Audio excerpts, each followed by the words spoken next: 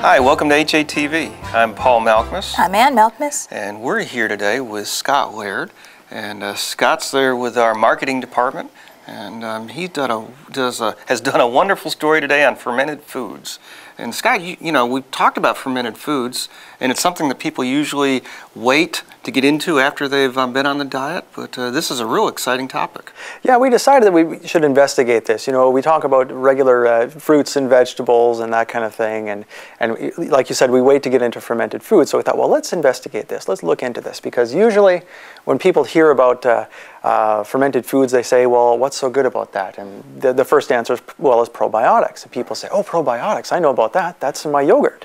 And well, there are different ways to get it. You know, there's the kimchi and the sourdough bread and the sauerkraut, and all these things are fermented. So we thought that we would talk to Olin Idle, our Vice President of Health here at Hallelujah Acres, and see what he had to say about it. Oh, neat. So shall we take a look? Sure. All right. The recent controversy about kombucha drinks has certainly created a stir concerning fermented foods. Kombucha is a fermented tea that is sold right alongside other soft drinks, but has been criticized for its varying alcohol content, which has tended to creep above the legal non-alcohol level of 0.5%. However, kombucha is not all there is to the fermented food craze. Foods like sauerkraut, sourdough bread, and kimchi are all fermented. These and many other fermented foods are catching on with health-conscious consumers everywhere. Aside from being all the rage, what exactly are the health benefits? To find out more, we spoke with Olin Idle, Hallelujah Acres Vice President of Health.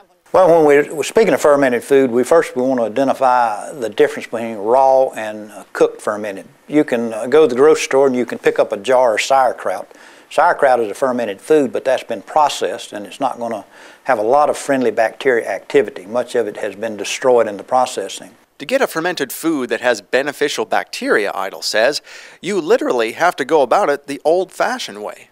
If we culture the cabbage in a crock, the old traditional way, the raw cabbage with a little bit of salt, and maybe we can add a little bacteria to it to help increase the probiotic activity and ferment it a little more quickly. Then we'll come out with a raw fermented food, which is very beneficial in restoring friendly bacteria. Those friendly bacteria are probiotics, the good bacteria that our body is absolutely dependent on, which increases the quantity, availability, digestibility, and assimilation of nutrients in our body. Creating friendly bacteria is not a quick process, but it's worth the wait. Generally, it may take several weeks of fermenting them in the proper environment, and then when we harvest them or take that fermented vegetable, then it's good to put them in a container and keep them refrigerated. But back in the old days, even my grandfather, he fermented sauerkraut in an old crock out in the they called it the well house, and he would rob the crock as he wanted the sauerkraut and left it in there, and it kept very well in that environment. The beauty of fermented foods is their ability to provide a stable supply of probiotics over an extended period. If kept in the refrigerator, they'll keep for months, much longer than it will take to eat them. One of the most popular fermented foods today is soy. Of course, Hallelujah Acres does not advocate soy for various reasons, but there is a method to derive a healthy form of soy, albeit almost impossible to come by today. The exception was the soy that was fermented in the old traditional way. Today, most of the fermented soy is kind of a chemical process. It's very quickly fermented. But the old traditional soy, they would put it in vats, and it would take maybe a year, 18 months, or 2 years to ferment some of these soy products. And those truly were healthy soy products, but very difficult to get today. The bottom line, fermented foods can indeed be healthy. Just make sure you do your homework first. Well, Scott, that was really interesting. And Olin brought out some really key points. He did. I like the story about his grandfather, how he was able to have the sauerkraut in the well house, and it didn't require refrigeration, which actually surprised me because I always thought it did, but apparently it doesn't. Yeah, I always thought it did. My grandmother made sauerkraut. It was the best I've ever had.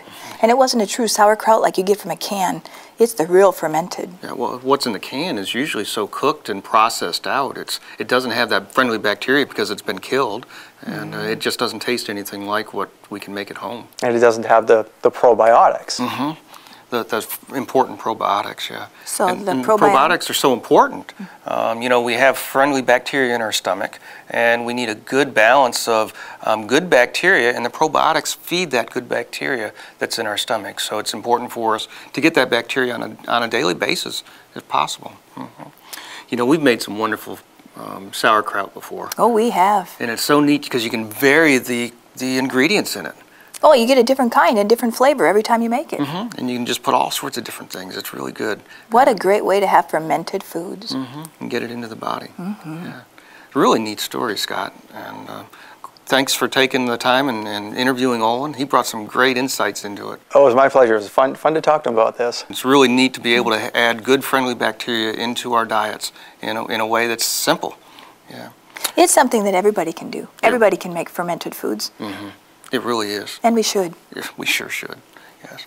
Well, thank you for joining us here on HATV. This is AM and PM, and we'll see you next time.